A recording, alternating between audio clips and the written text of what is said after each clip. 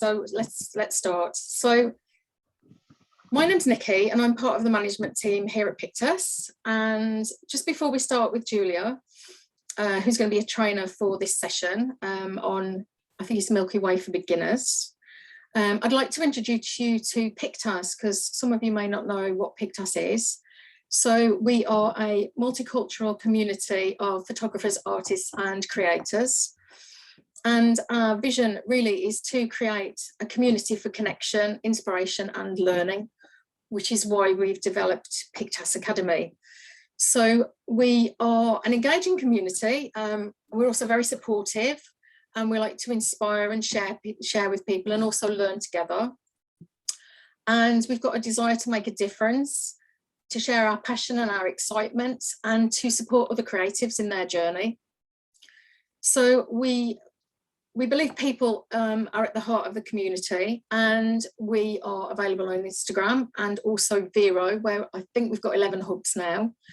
We also have 2 levels of membership, and you get access to blogs, Slack chat, training, regular features on our social media hubs.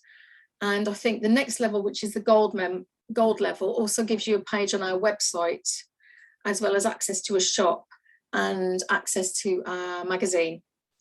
You might not have heard about our magazine. We've got 2 editions on the website at the moment, and I believe they're both free.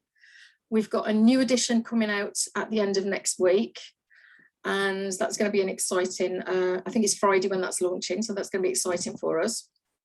So have a look at the website and you can have a look at the 2 that are there and possibly sign up for the magazine. Matteo is our membership director who's online, I believe, and he can drop his info into the chat panel for you all if you've got any questions on membership, etc. And if you're interested in anything to do with the events or the tutors, etc., can you, Waddy, maybe you could drop your information into the panel as well. So if you're interested in anything to do with Pictas, we would be really glad for you to join us. And on behalf of the management team, I hope that you do. So if you've got any questions at all for Julia, I think we will wait till the end and then Julia can answer them at the end for you. So without further ado, I'm going to pass you over to Julia for Milky Way Photography. Thank you. Thank you, Nikki. Let me share my screen.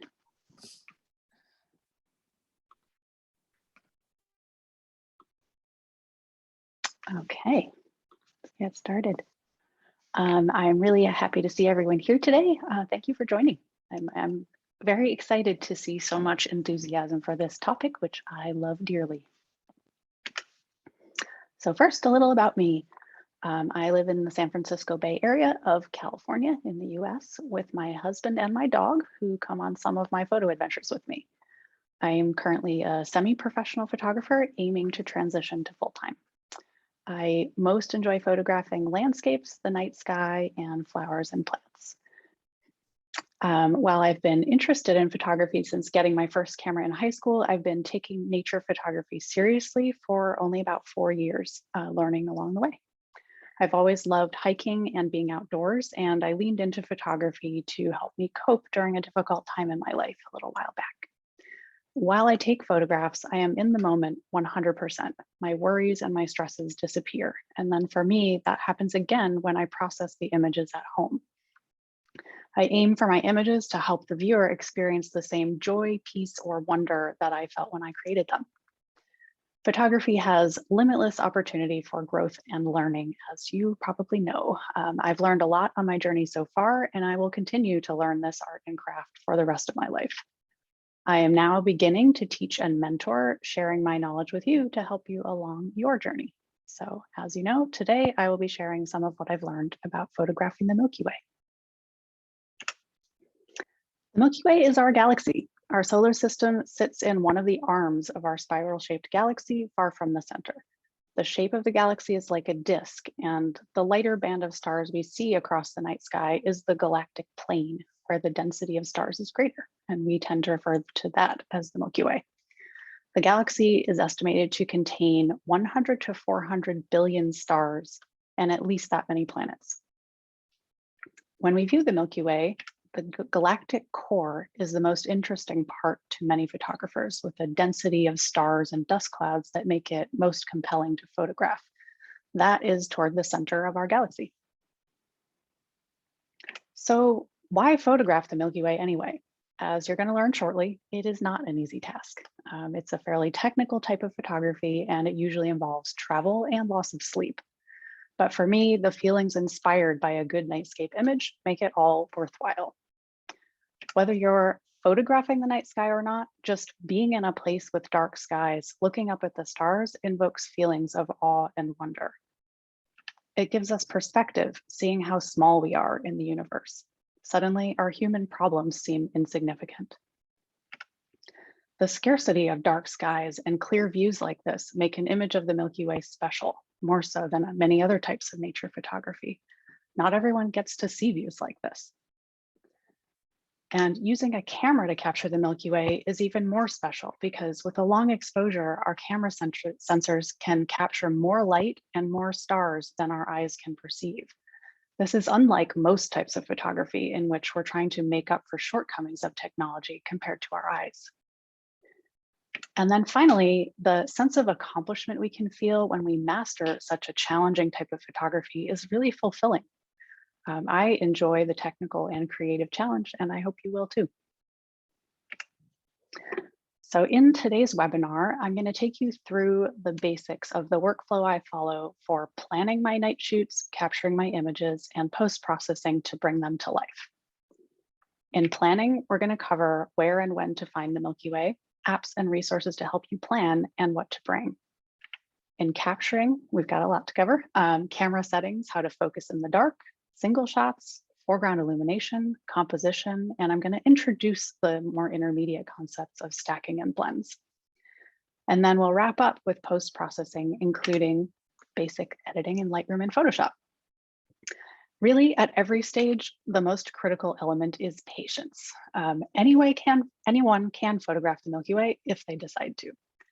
So as you can see, we are covering a lot today. My presentation should be a little bit over an hour, so I hope you'll stick around till the end. The webinar is being recorded, and I also have a written handout available that includes all the step-by-step instructions, links, and apps I will share today.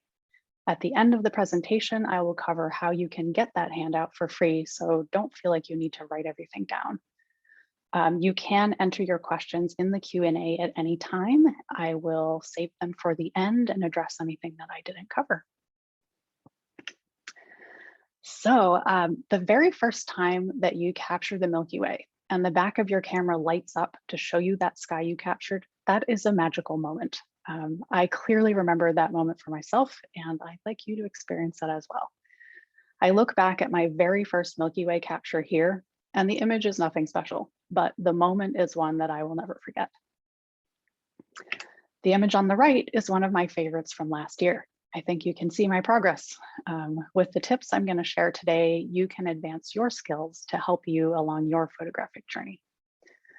As you can see here, I create images showing the night sky with the ground in the image. I think having an interesting foreground helps provide context for the sky, making it relatable to the viewer. And also, I am at heart a landscape photographer. I create landscapes by day and astro landscapes or nightscapes at night. Nightscapes are a subtype of astrophotography, which sometimes includes only the night sky or even deep space objects like nebulas, that sort of thing. So to create images like the one on the right, I begin with planning. Getting a good Milky Way image takes a bit more planning and a lot more sleep deprivation than your average landscape image, which is why not everyone does this type of photography. Let's start our planning process with when and where to find the Milky Way. These are the conditions we want for seeing and photographing the Milky Way: a dark sky with low light pollution, clear weather, a new moon or a week on either side, a view of the southern sky, and then we want to be out at the correct time of night for the season. We're going to go into each of these in more depth. First, dark sky. Light pollution washes out the night sky and makes the Milky Way much harder to see. It's kind of hard to avoid in the eastern US and Western Europe, but it is definitely possible. cleardarksky.com has this helpful light pollution map. And rather than what is overhead, it matters more the amount of light pollution in the direction of the Milky Way core. You don't want the light pollution from a city in the direction you will be aiming your camera. When I was in Death Valley a year ago for night photography, I didn't realize the Milky Way was going to rise directly into the light pollution from Las Vegas. So even though I was in a very dark sky area, those images don't look very good. The Bortle scale is a way to compare the darkness of skies from one location to another. Bortle 1 would be the darkest skies on Earth, whereas Bortle 9 would be above an inner city where you can barely see any stars. Most of my images have been captured in Bortle 3 areas, some in Bortle 2. I think one night in Bortle 1. In Bortle 5 or higher, which would be like suburban, you won't have a lot of detail in the Milky Way. Next, you'll need a sky mostly or totally free of clouds in order to see and photograph the Milky Way. There are tons of weather prediction resources available. 2 free apps that I rely on are Clear Outside and Windy. Clear Outside here shows predictions for low, medium, and high clouds by hour. It also shows the Bortle level of the location you've looked up. Windy.com, which is also a website, has an option to see the cloud cover for your location, and you can see where the clouds will move by dragging the time across the bottom. I looked up the same location in these 2 apps, and based on these predictions, it would not be a promising night to try and photograph the Milky Way with this cloud cover. Next, we need to factor in the moon. It is possible to photograph the Milky Way with the moon in the sky or even in your image. But the Milky Way will be washed out the same way it is with light pollution or in blue hour. And the moon in your image can cause lens flare the same way the sun does, and I've had that happen. The few days on either side of the new moon are best, since even if a tiny crescent of the moon is up, it puts out so little light that it won't affect your dark skies. A quarter moon, a week before or after the new moon, will sometimes set before the Milky Way rises, the core that is, or rise after the core sets. So it's possible to work with, but you do need to plan ahead. The full moon rises at sunset and sets at sunrise, so there is no time of night with it out of the sky. And it's so bright and it washes out the Milky Way so much that I usually avoid those times entirely. To know exactly where the Milky Way will be on a specific date at a specific time, I use the PhotoPills app. It has many capabilities, well worth the small cost. I won't be covering how to use it today. PhotoPills has excellent tutorials available online, or I can show you in a private session. I just want to mention some of the things that I use its planner function for. You can check the Milky Way alignment over landscape features like the Pigeon Point Lighthouse shown here. The lighthouse itself is kind of down near this label, the text. You might want to check alignment in national parks, maybe state parks or wilderness areas, but do check if the various locations are open at night. Milky Way reflection in still water is beautiful, so you might check the alignment over a lake. And then you can slide that gray bar at the top, left and right, to show the information on the right side of the slide. So you can check the Milky Way rise and set times here. You can check the moon phase and the rise and set times so that you can make sure you're taking your photos when the moon isn't up. In this example, a few days after the new moon, the moon doesn't rise until after sunrise, so it's not going to affect our images. So now you have your location picked out and you know when you want to go based on the moon phase and the Milky Way alignment. So what should you bring? You can photograph the Milky Way with any DSLR or mirrorless camera. Different cameras will perform to varying degrees in low light, and that's fine. It only matters if you want to make large prints of your images. I would suggest doing a few Milky Way outings with your current equipment since the learning curve is pretty steep. And then if you find you love it, you can always upgrade your gear or rent better gear later. First, see if you like it. There are a few smartphones out there that can shoot RAW files, and I've seen some surprisingly decent Milky Way images from them. However, they generally can't come close to the detail that a DSLR or a mirrorless camera can capture, at least at present. You'll want to bring your fastest lens, so the one with the widest aperture, like f2.8 or wider. It is possible to photograph the Milky Way with an aperture of f3.5 or f4 if that's what you have. And I would recommend starting with a focal length of somewhere between 14 and 24 millimeters, so quite a wide lens. If you have a cropped sensor in your camera, make sure to convert your focal length to the full frame equivalent. Then you'll want a sturdy tripod so your camera doesn't move during your long exposures. I don't recommend extending the center column of your tripod, especially if it's windy, since it's more likely to move. I highly recommend a shutter remote so that you're not shaking the camera by pressing the shutter button when you start your long exposures. If you don't have a remote, you can set up a 2-second shutter delay. You can use a fancy programmable intervalometer, but I recommend also always having with you the old-fashioned button on a cable, because intervalometers have a bad habit of breaking right when you need them. If you find you do like Milky Way photography and want to upgrade your gear, I would highly recommend renting before you buy. Make sure it works for you in the situations where you want to use it. For the camera, you want good performance when shooting at a high ISO. Some cameras handle noise better than others do. And then for the resolution, astrophotography is the one time it's not necessarily better to have a high resolution camera with like 40 or more megapixels. When the megapixels are lower, like 24, the sensor is still the same size, so the individual pixels are larger, which allows them to gather more light. If you do have a high resolution camera, that's okay. It will work well in most settings.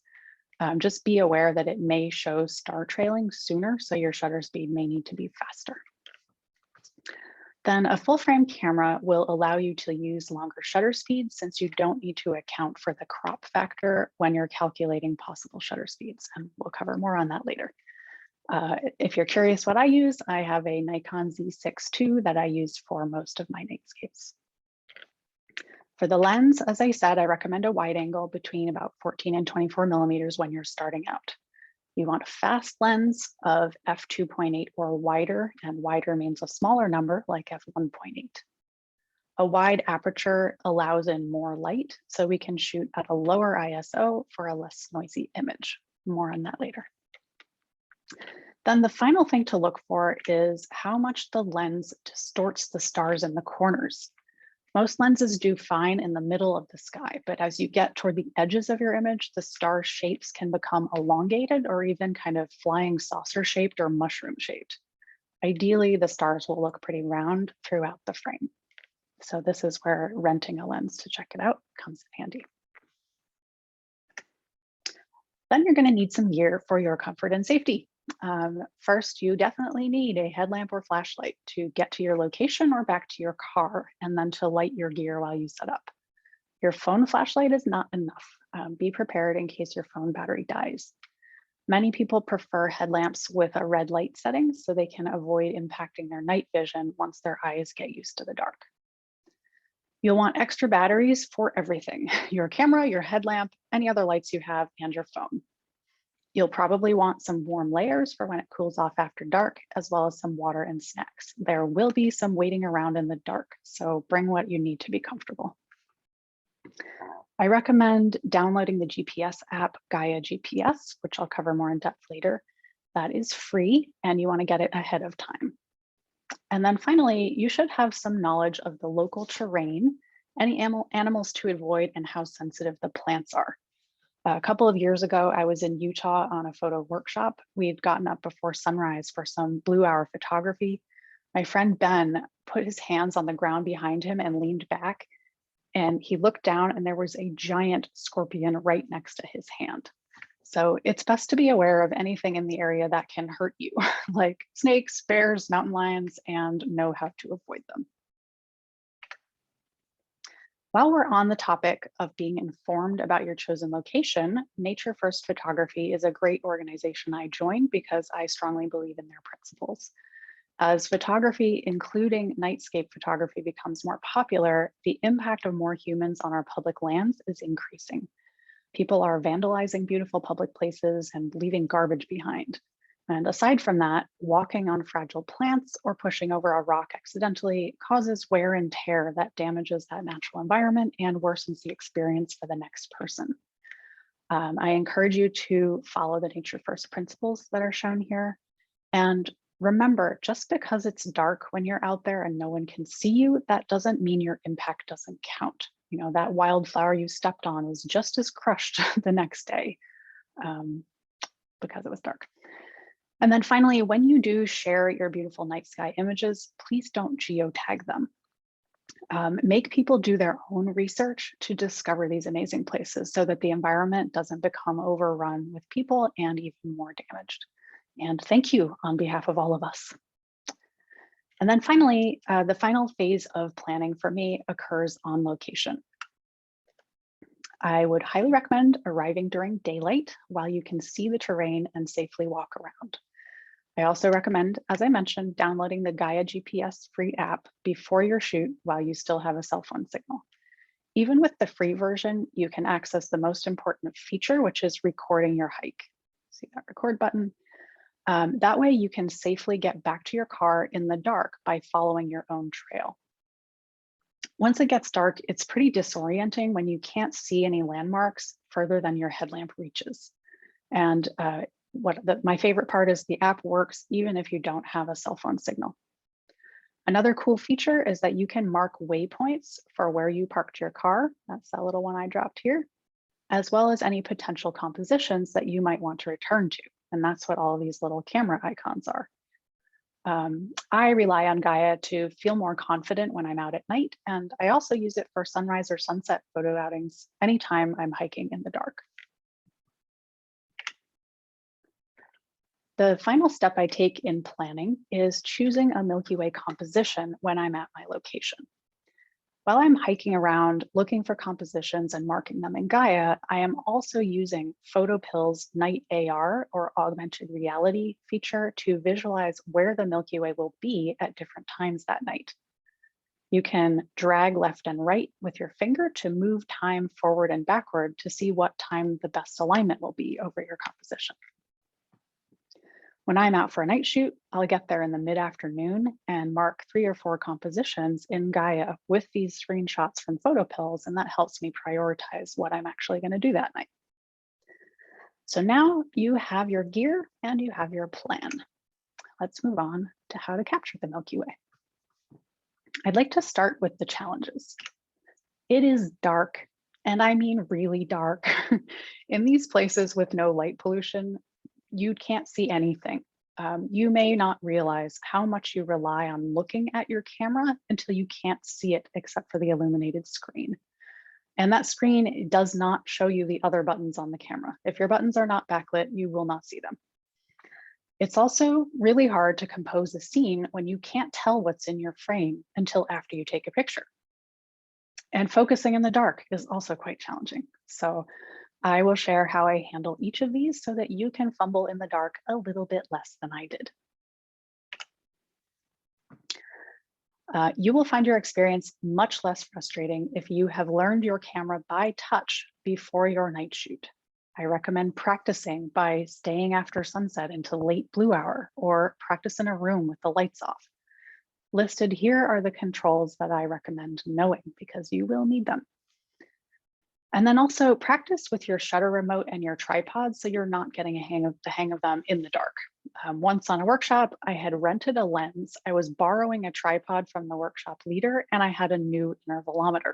On the first night, I was ready to stomp the intervalometer into the ground. It was too many things to manage at once. So be familiar with your gear before you go out in the dark. If you don't know by feel the location of these buttons, you will need to resort to turning on a light. If you are photographing near other people also doing night photography, please be considerate. If someone's doing a long exposure and you turn on a light without checking them, you will ruin their shot and they won't be happy with you. I find open communication helps a lot. So it may be dark, but it won't necessarily be quiet. Ask, is anyone's shutter open? And then coordinate when lights are getting turned on.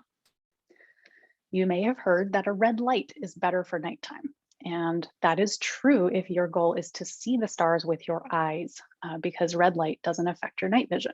However, you would be shocked at how far a very faint red light will travel in a photo, which would require a lot of color work to correct. And we are after good photographs, so it doesn't really matter how well our eyes see the stars because the camera will see them better than we ever will.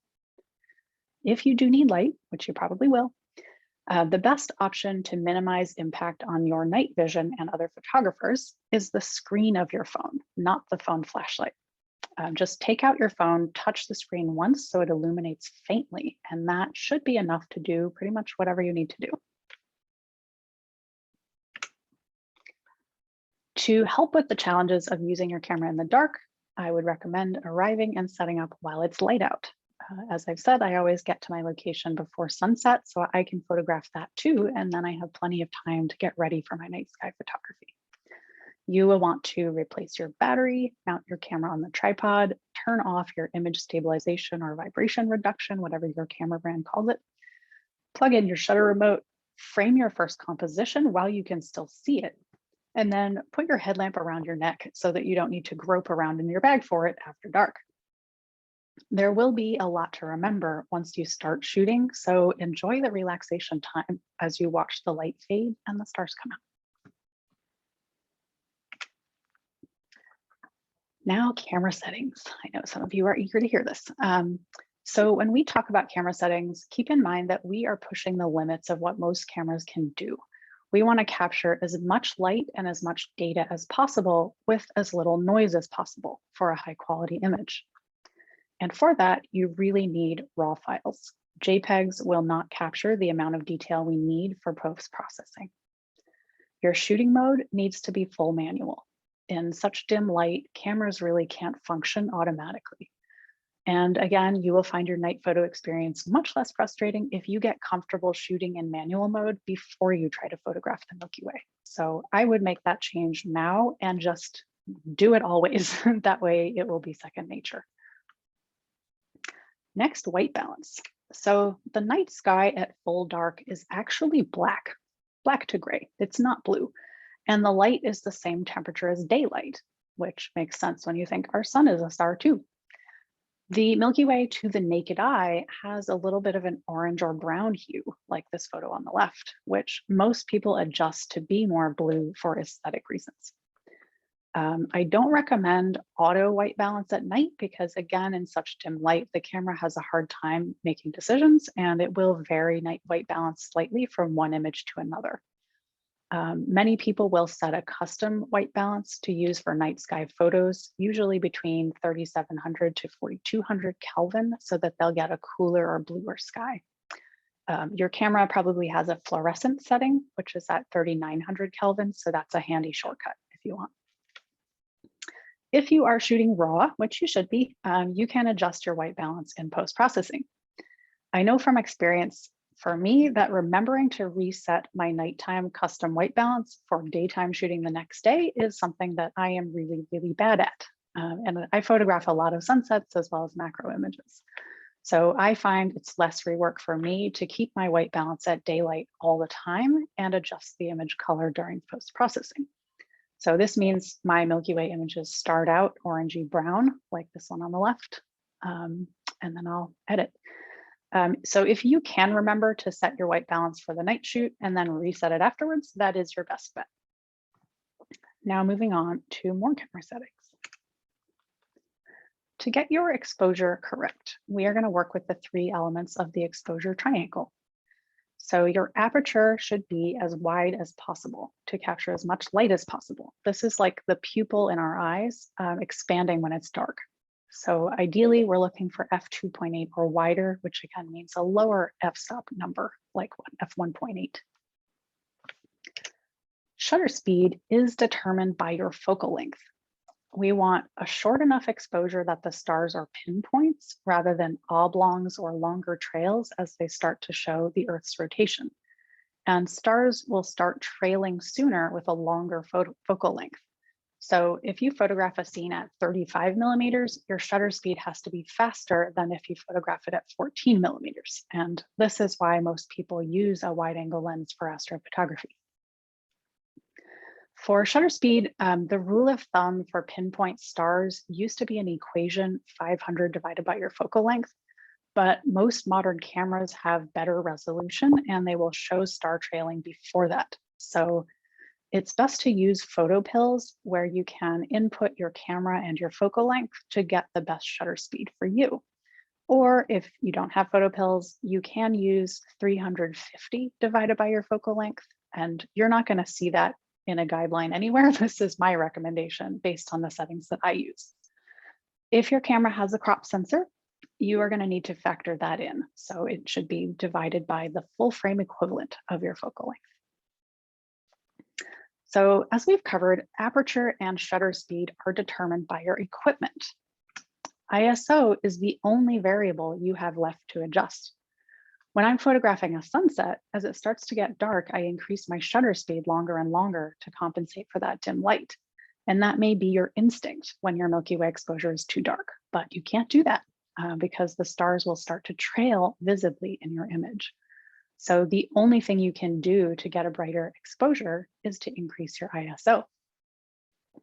With a higher ISO comes increased noise.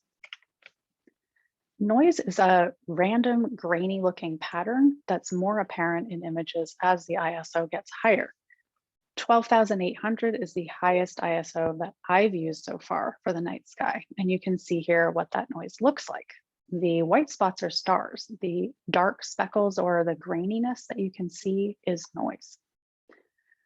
If you are just sharing your images on social media, the noise is not going to be noticeable at that size. But as you can imagine, this image wouldn't look very good printed. Night sky photographers use a number of techniques to reduce the amount of noise. These include noise reduction software, like what's built into Lightroom and Photoshop, as well as specialty applications that I'll talk about later. The more advanced techniques of image stacking and tracking are great for reducing noise. I'm not going to get into those today, but I will introduce stacking later on. If you are just starting out and don't want to invest in any of that noise reduction software yet, one technique you can use in the field is to turn on long exposure noise reduction in your camera while you're photographing the sky. The graphic here kind of gives an artistic illustration of what this process looks like. So the camera will take that picture and then close the shutter and take a second completely black image or a dark frame that will capture the random noise pattern on the sensor at that moment. Then it will subtract that dark frame from your image automatically so the image is less noisy. It doesn't remove it all, but it helps. So this is just, again, an illustration of the concept with these purple dots illustrating the noise. This technique makes every shot take twice as long since the dark frame takes the same amount of time as the original image. And because of that, I recommend waiting to turn this setting on until after you've taken your test shots and you've gotten your exposure and your focus right. Otherwise, that process will take twice as long and it can get frustrating. So this technique is a good first step to reduce noise. I find it doesn't make as big a difference as some of the other options, but on the plus side, all it costs is a little time. If you do try Milky Way photography, you love it, and you decide to continue, then we can talk about other noise reduction techniques for whatever makes the most sense to help you get to the next level. So now we've covered a lot of the basic concepts. So let's get into how you actually take your shots. Getting back to our on-location workflow. So you've been relaxing as you wait for it to get dark. How do you know when it's time to start taking pictures? The Milky Way will be clearest and most visible during full dark. And PhotoPills tells you the time range for visibility of the galactic core on the day you're shooting. That's right here.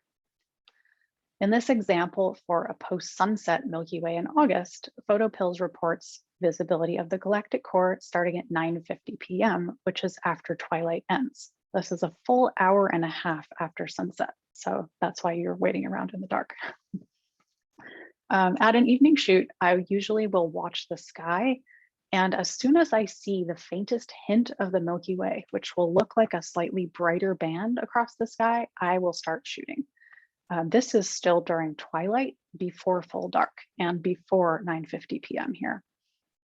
And I like to start shooting then because the sky will often have a beautiful blue or purple hue like this image here, which was taken during twilight. So I've taken some of my favorite Milky Way images during this time. And for my final image in this case, I ended up using sky images from a little bit later so that it was a little darker to get some more detail in the Milky Way, but I do find this beautiful. If you are shooting as twilight turns to dark, you're going to have to watch your histogram because the light does change quickly and you don't want to underexpose as it gets dark. Now let's go over different approaches for capturing the Milky Way. If you have never photographed the Milky Way before, which it sounds like several of you are in that category, I would recommend starting with single shots.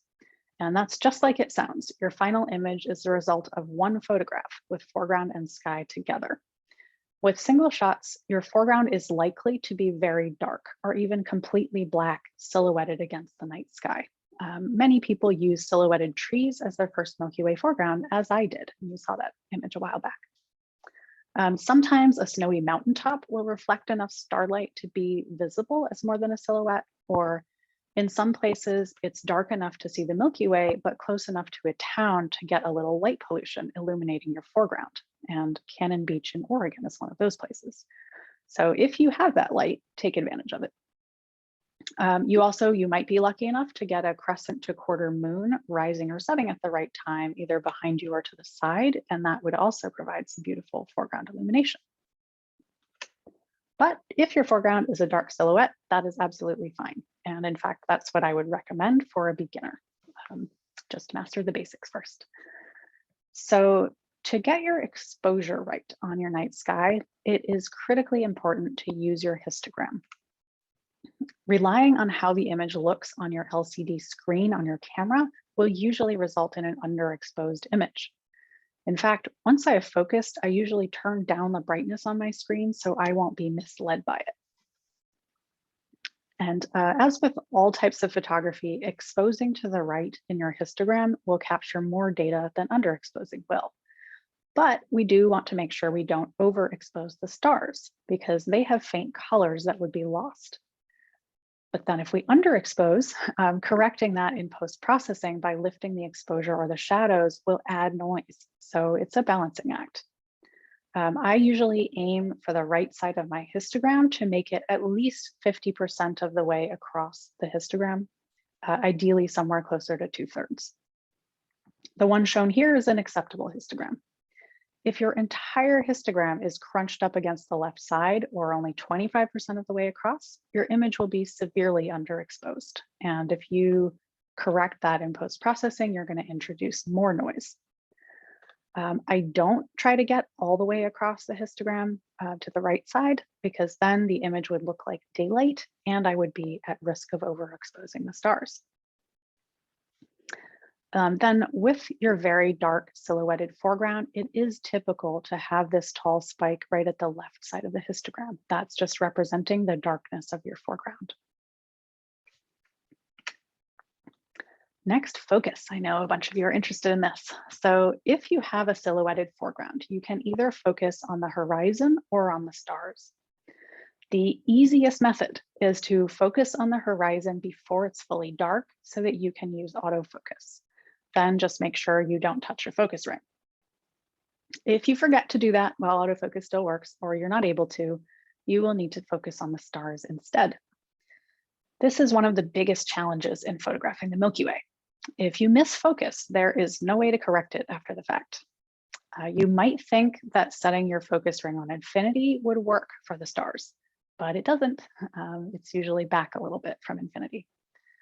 So how to focus for sharp stars. And just a reminder, this is all available in my written handout that I'll tell you how to get at the end. So you don't need to write all of these steps down. First, make sure autofocus is turned off. Then shoot in live view. So you're looking at your camera's LCD screen instead of through the viewfinder. When it is dark enough that you can start to see a few stars on your camera's screen, zoom in on the brightest one. And this is when you need to know those zoom in and out buttons by touch. You may want to turn up your screen brightness if you're having trouble finding stars on the screen. This definitely happens to me. Then gently turn your focus ring one way and then the other. When stars are out of focus, they will be bigger, softer blobs or disappear entirely. They are in focus when they're as small and round and bright as possible.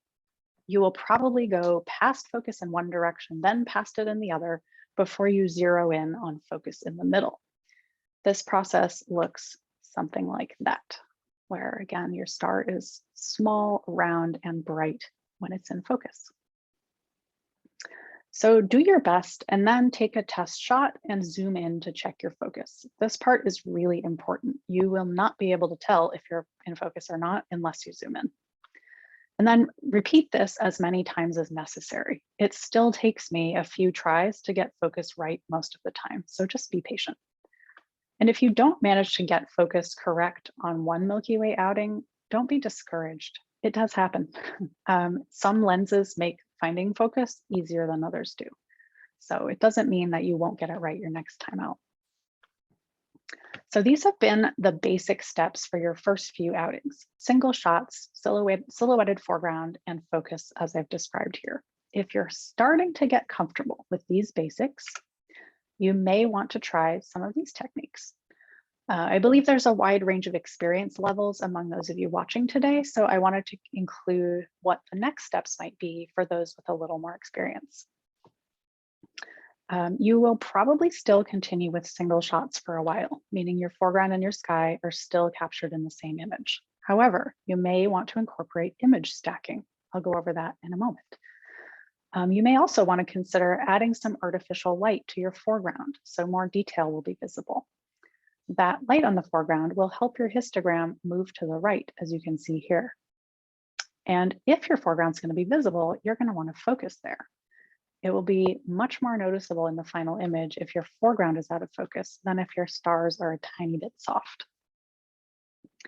So getting back to image stacking. In stacking, multiple images are captured one right after the other, and then they're combined during post-processing by software. The software will first align the stars, which are in a slightly different position in each shot as they appear to move across the sky. Really, the Earth rotates. Then it's going to sort of average or take the median, take some standard value of each pixel across the whole set of images. Since noise is random and isn't the same in every image, this effectively cancels out a lot of the noise. And as a bonus, stacking usually also removes airplane and satellite trails, since those aren't present in the same place in every image. I love that benefit because it's hard to find a sky with no planes or satellites. Stacking is a great technique that I've been using since early in my nightscape journey, and nearly all the images you've seen today are stacked. In terms of software, it is possible to stack images in Photoshop, though it is fairly laborious based on the one time that I tried it. Dedicated software works better. Starry Landscape Stacker is a Mac program, and Sequator is for PC. If you have never stacked images before and you don't have the software to do it, I would recommend taking these extra shots anyway, because it only takes a few extra minutes. And that way you'll have those images to learn with later if you'd want to. I'm not going to cover the processing end of stacking today, but if you would like to know more, just get in touch. I will share my contact info at the end. Then I mentioned you might want to add illumination to your foregrounds. So let's go over the two ways that you might want to do that. Let's talk about light painting first. These images are from my very first 2 night sky photo sessions. I never did light painting again because I don't find the look of it appealing. In this method, people will use their headlamp or a flashlight typically to sweep light over the foreground while the camera's shutter is open. So if you're doing, let's say, a 13-second exposure, you might be shining your light for only a few seconds of that, because otherwise it would be too bright and relative to the sky. There are a few shortcomings with this method. One, there's a lot of trial and error involved in how long to shine the light and how exactly to sweep it over the scene for even illumination. So the lighting tends to be uneven and every image looks different. To me, most of them tend to look pretty bad. The light of a flashlight or a headlamp is typically cooler or more blue than the light of the stars, which can create some challenges for post-processing. And then usually people will stand right next to their camera when they're doing this so that they can start the exposure and then do the light painting. Light from the front like this tends to make the foreground look more flat as opposed to three-dimensional. So that's not really what we're after. And then the worst part about light painting is anyone else around will be very irritated. It will ruin any other photographer's attempts to shoot a nightscape, unless they're standing right next to you and you're coordinating your shots. It will also annoy anyone else who's out to stargaze. You may not even know other people are around. I've had people at quite a distance ruining my images with their light painting somewhere deep in my foreground. And this is why several national parks have started banning artificial light for night photography, because it can be so disruptive. So what is a better approach? Low-level lighting is your other option for adding artificial illumination to your foreground. And this is the technique that I prefer. In this one or several small LED panels are positioned to illuminate key features of the foreground. That light is constant, so it will be consistent from one image to the next. I would recommend setting the lights up to the side rather than near your camera so that the textures and dimensionality of the foreground will be revealed. The aim is to match the dim illumination of the stars so that you can get a balanced exposure in one shot. So the light you're using is typically set as dim as it can go. I find that's almost always still too bright. So I carry some white fabric with me to put a few layers of cloth over the light as a diffuser. The first light I used for this was a tiny LED panel that I got from Amazon for $19. It worked okay, but the light temperature, the color temperature was too cool and it didn't really match the stars. So now I use two small LED panels by Aperture Lighting that allow me to adjust the color temperature. And I have a tiny tripod for each of them so that I can angle them how I need to. I have a link to these in my handout. So this technique does take a little practice, but to me, it results in a much more pleasing image than light painting does. Then for your illuminated single shot to be successful, you are going to need your foreground as well as the stars in focus. As far as how to focus, your low-level lighting may be bright enough that you can switch on autofocus, focus your foreground, and then switch off autofocus again. But if it's too dim, or if your foreground is not illuminated, then what?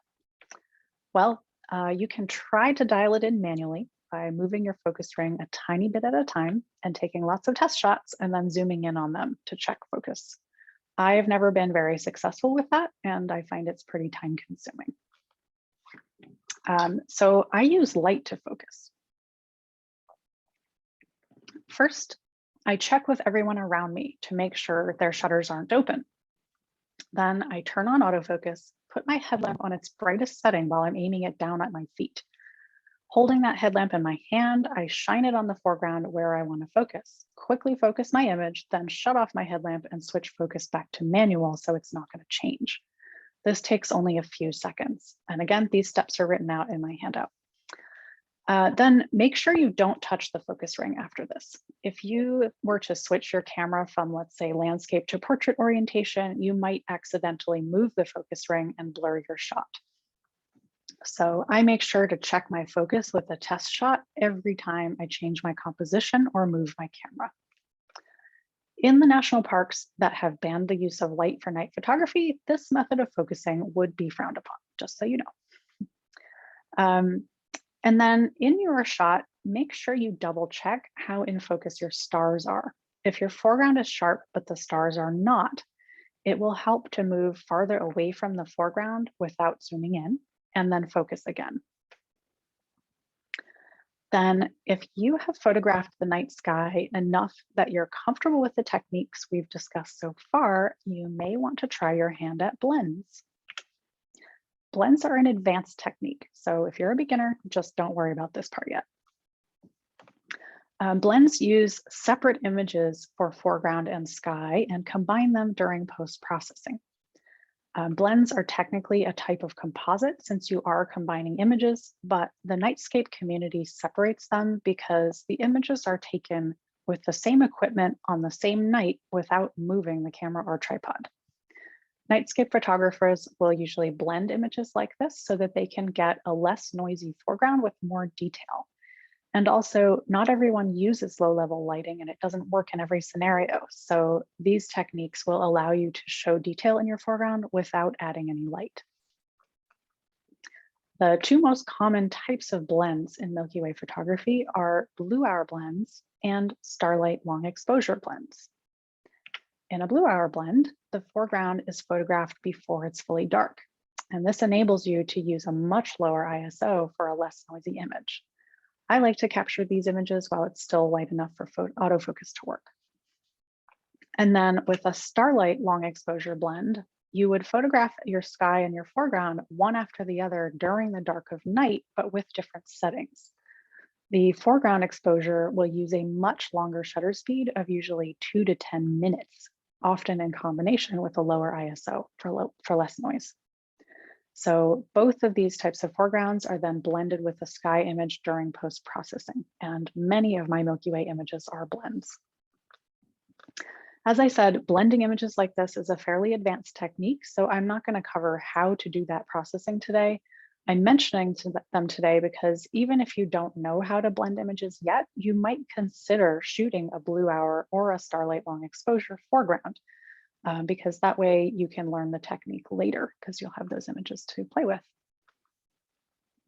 You may have heard of composites, which also use separate images for the foreground and sky. But for those, either the camera changed position or the images come from different times or places, or the focal length or the lens was different. Someone might create a composite just for artistic value because they want to, or because let's say they had a beautiful foreground photographed during blue hour, but then clouds blew in and obscured the Milky Way. They might choose during processing to insert a sky from a different location and night in order to use that foreground. As I said, if you're brand new to Milky Way photography, don't worry about blends yet. You can learn these later on when you're ready. And then to close out the section on capturing the Milky Way, I want to urge you to not forget about composition.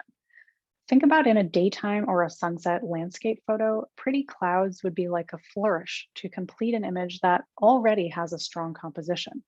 It's the same with the Milky Way in a nightscape, to me at least. For me, it's not a photo of the night sky, it's a photo with the night sky. So use the rule of thirds or leading lines or a frame within a frame. To me, strong compositions are what make the strongest nightscape images. And if you do find that you want to photograph just the Milky Way with nothing else to distract from it, you might be an astrophotographer rather than a nightscaper. And if that's the case, you'll probably want to invest in a star tracker and a telescope or a longer lens so that you can look deeper into space.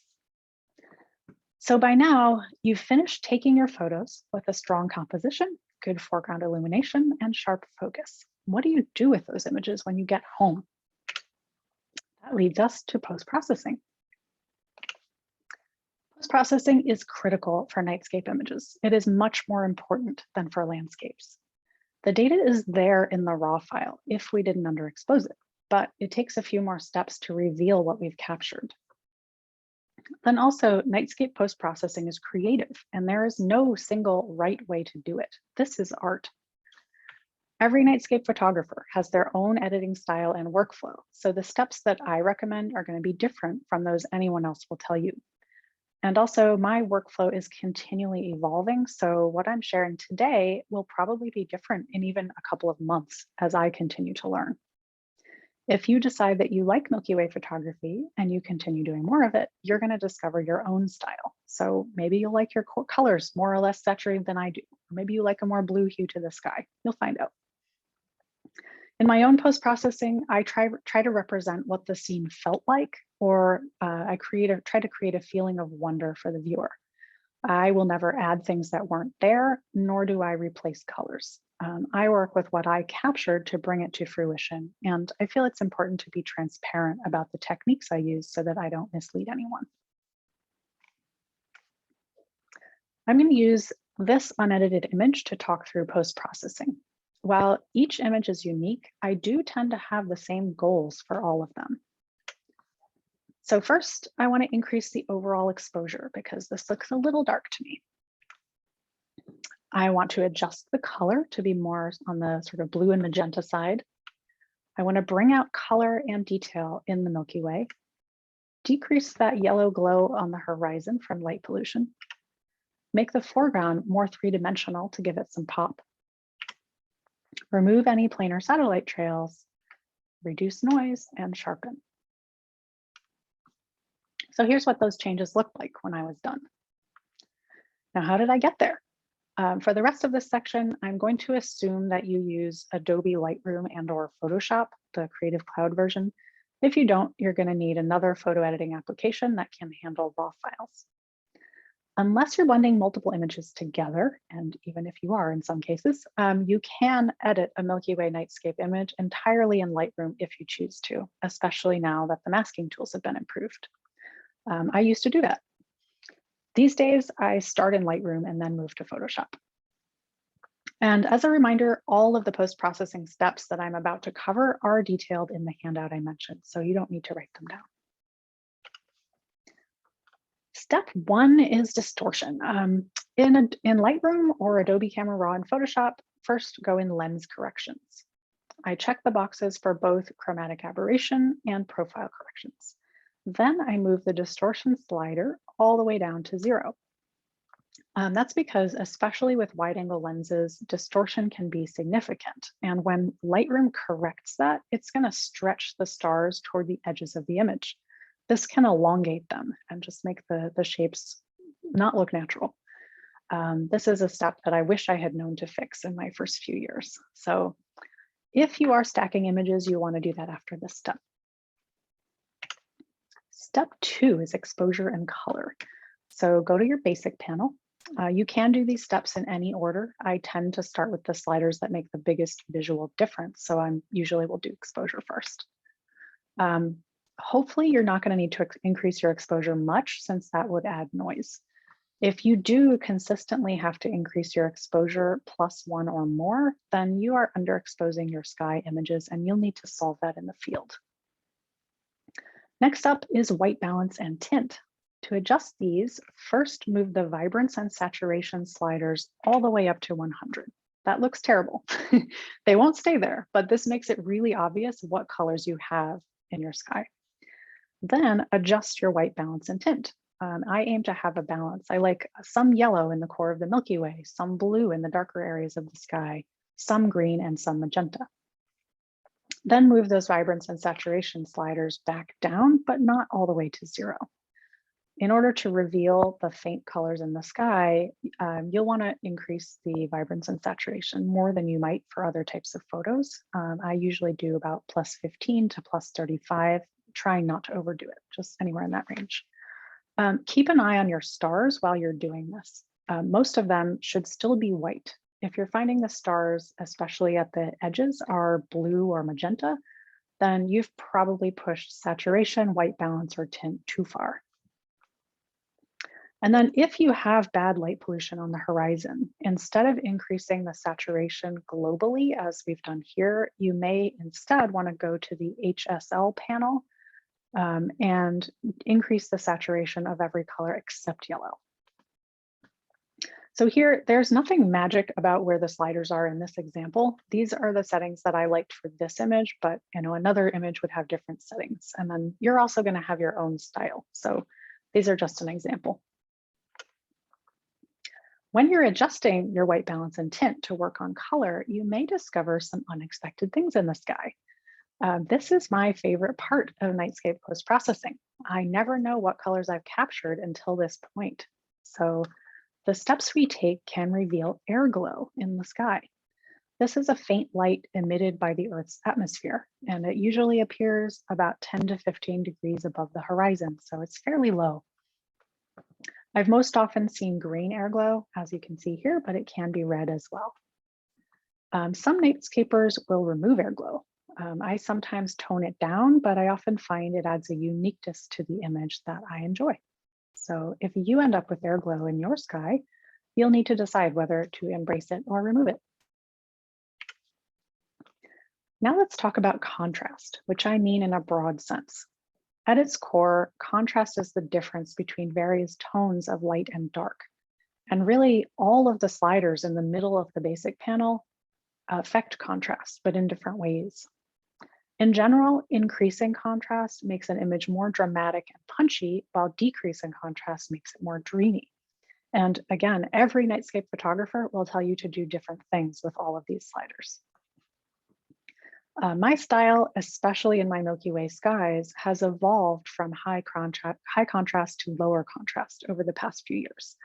The two images here were taken only 2 months apart, but the more recent edit on the right one shows that style evolution.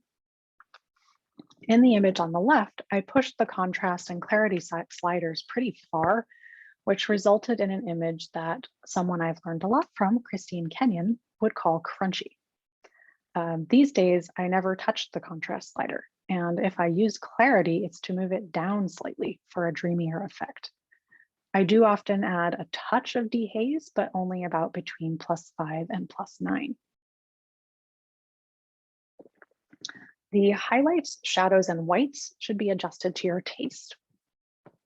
Decreasing highlights and brightening shadows kind of evens things out, adding to a dreamier effect. Whites will add brightness, but if you move that slider up, you're probably going to have to move highlights down to avoid overexposing the stars. I'd be a little cautious about moving the black slider since darks can quickly become too dark and lose detail. You can see in my image on the left, there are some completely black areas and you lose detail. So ideally we want some detail in all parts of the image. So adjustments to blacks are something I would probably do as a local adjustment, not globally as here. Next up is local adjustments. So these are what give an image some pop or impact. I usually target specific regions of an image, like I've shown here, with some curves adjustments to add dimension to both the sky and the foreground. You can make these adjustments in Lightroom using the masking tools and sliders, or in Camera Raw in Photoshop, or as adjustment layers with a mask in Photoshop. I tend to prefer using curves and hue saturation adjustment layers in Photoshop because I feel I have a little more control over the adjustments. And then I tend to make multiple curves adjustments with lots of small tweaks rather than one big change. So I'm sort of building up the layers of developing the image. If you are editing a single image, it's quite likely that you're going to have a satellite or an airplane trail to remove. So you'll want to use the spot remover in Lightroom or spot heal in Photoshop to do that. Last two steps. As I've mentioned, there are several ways to reduce noise. If you are processing entirely in Lightroom, you can handle noise reduction in the detail panel there. For noise reduction, the luminance slider is the one we care about. Color noise reduction can take away the beautiful colors of some of the stars, including the pink one in the middle of the Milky Way core, so I stay away from that. In my workflow now, I don't make these adjustments in Lightroom. Once I'm done with my local adjustments, I use the amazing Topaz Labs Denoise AI application. You can start with the automatic settings and then play around with the different AI models to see what looks best.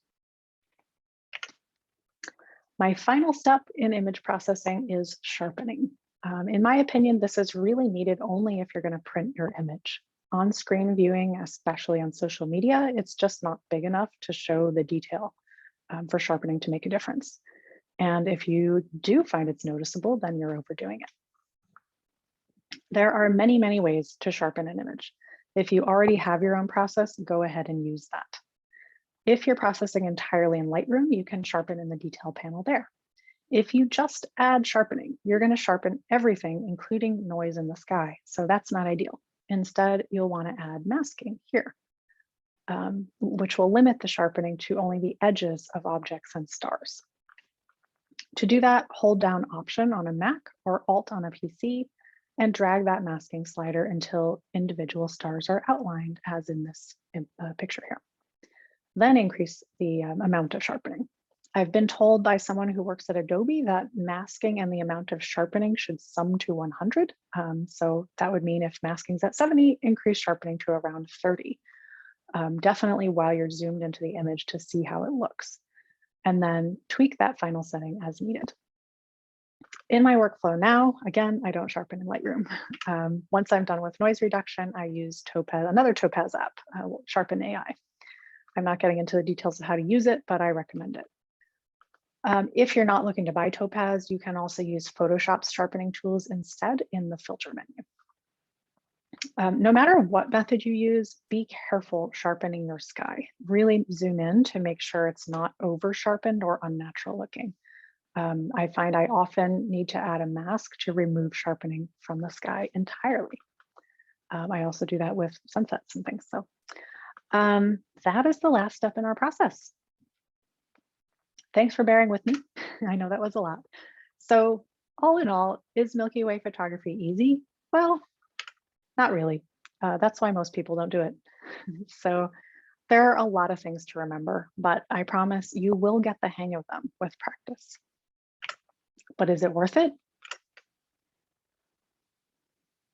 Well, I think so, and I hope you do too. The next new moon is this Thursday, March 31st, which makes next weekend a great time to get out there and see what you can do. If you have that magic moment, seeing the Milky Way on the back of your camera for the first time, I would love to hear about it. So thank you again. I know this was a lot of information. It is covered in my handout. So if you are excited to try Milky Way photography for yourself, here are some next steps. As I've mentioned, I created a written handout to accompany this webinar. It is full of all the step-by-step instructions I described today, including focusing, processing, all of that. I am offering the handout for free only for the next 2 weeks to anyone who signs up for my email list on my website.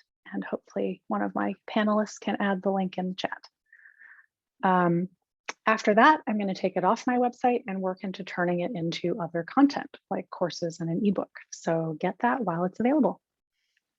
I will have new educational offerings coming soon, including a Milky Way workshop later this year.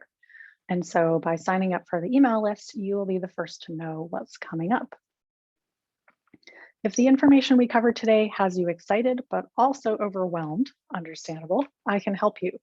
I offer personalized online mentoring to either help you get started or to take your images to the next level. And we can work on whatever you'd like, whether that's how to stack and blend, learning photo pills, beginning to use Photoshop for nature photography, or any other topic that you are interested in. I would love to know what you thought of today's webinar. To see more of my work, you can go on my website or follow me on social media to see my latest images. Hopefully my panelists can put those in the chat, the links. And then for those of you who don't think Milky Way photography is for you, now that you've seen what's involved, take a look at the prints available on my website. You can still see the wonders of the night sky from the comfort of your home. And then I want to mention, coming soon, I believe Alex will say a few words later, but we do have an advanced astrophotography webinar coming up with Alex McGregor next month. So you can sign up on the Pictas website. And now I am happy to take questions.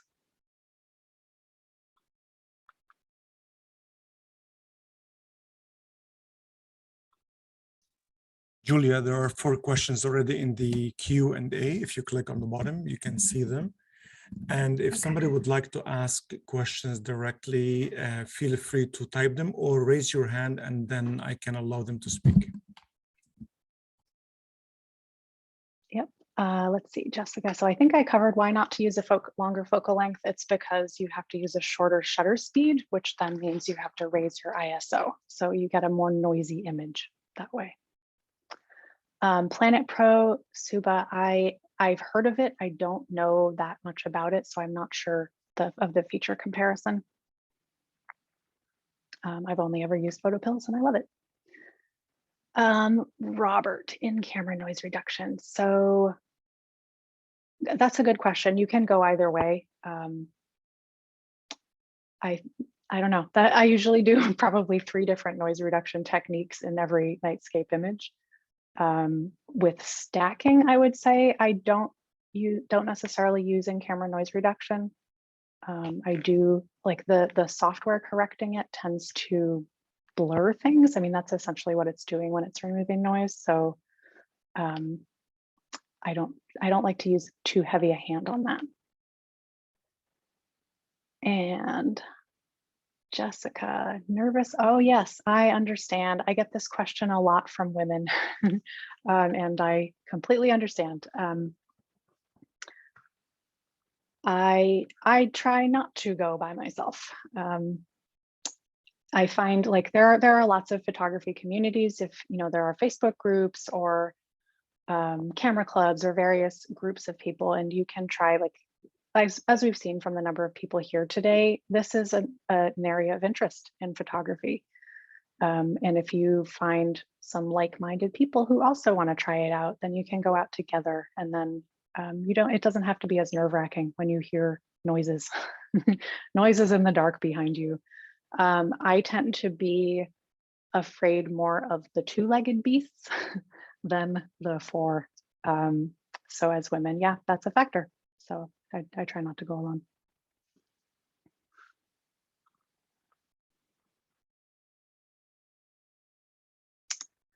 Questions on a zoom lens or a prime lens. Prime lenses tend to be a little bit sharper, and I would say probably have less of that strange shaped star distortion in the corners. So my newest lens is a Nikon Z 20mm f1.8, and it is the sharpest, most beautiful lens I have used for nightscapes. So I highly recommend that one if you're on Nikon. I'm not sure what camera system you're on, Alex, but I don't know if you have any other suggestions. Yeah, I would agree with you on that one. The primes are, for the most part, the way to go, especially for that coma, chromatic aberration stuff. I have my favorite lens is a Sigma. The art line of Sigma lenses are great. The 20mm is nice. I love the 50 and the 35. All of those are awesome. So I see a 50mm. That is possible with a 50 if you are not using a star tracker, which we didn't cover today. You have to take really short exposures, which means your ISO has to be cranked really, really high. So you'll get a lot of noise. So I'd probably only use a 50 if you're going to stack at least 20 images or use a tracker.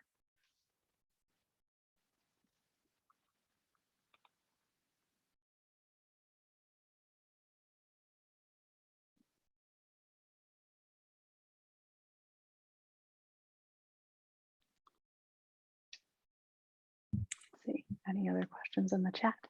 Great. I think we covered all. So before Nikki would conclude, maybe Alex would like to just introduce a little bit your next webinar. Yeah, I just got to say that I've been teaching astrophotography and like the basics, the 101 stuff, and that presentation, Julia, was the best I've ever seen. That was absolutely excellent. Thank you, Alex. Yeah, the information you went over was spot on. The way you presented it was awesome. Like, I'm intimidated now to show up here next month because that was so good. So yeah, great job. But well, next I'm looking forward to learning from you.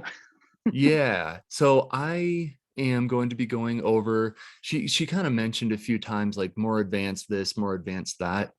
And I'm going to be going over some of those more advanced things. We'll talk about some exposure blending, which we kind of did already. I love the blue hour blends and all of that. If you look at the photo in my background here, this is a sky taken with a tracker blended with a foreground taken during blue hour. So we'll go over tracking and also doing things like panoramas and focus stacking and a lot more of like unleashing the potential locked inside of your camera to really get more detail out of the night sky.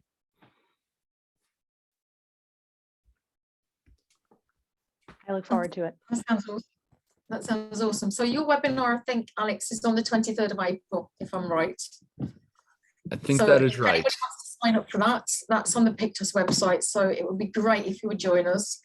Julia, that was an amazing and awe-inspiring presentation. And as someone who doesn't do nighttime photography, I was like blown away by that.